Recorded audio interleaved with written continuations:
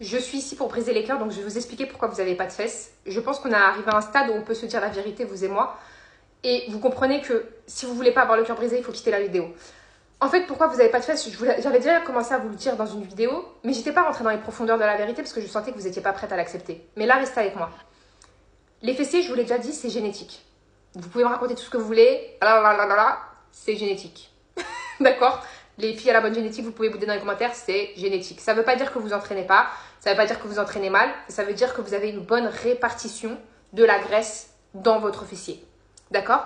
Parce que la graisse dans les fessiers, elle peut être répartie de différentes manières. Et ça dépend de ce que tes fessiers, au départ, ils ont tiré à la loterie.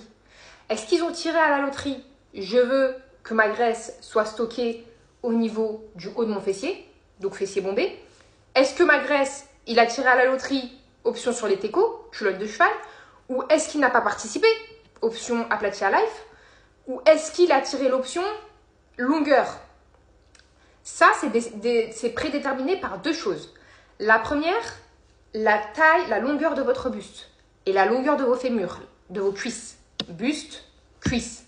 Ça prédétermine déjà la forme que va avoir votre fessier. Le deuxième, la taille de votre bassin, la largeur de votre bassin.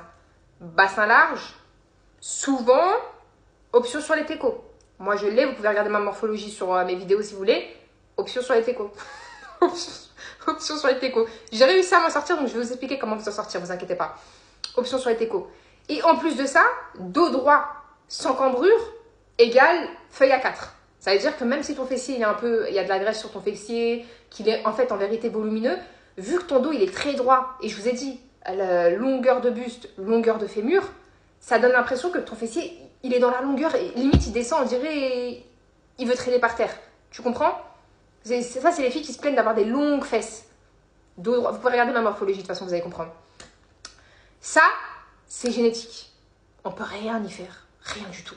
On peut jouer sur des effets d'optique. Ça, je l'avais déjà expliqué à l'époque, il y a 4 ans, sur une vidéo que j'avais fait sur les hip dips. Vous savez, le creux des hanches. Effet d'optique. J'avais jamais donné les exercices, j'avoue. Mais on peut faire un effet d'optique. D'accord? Pourquoi je vous dis ça?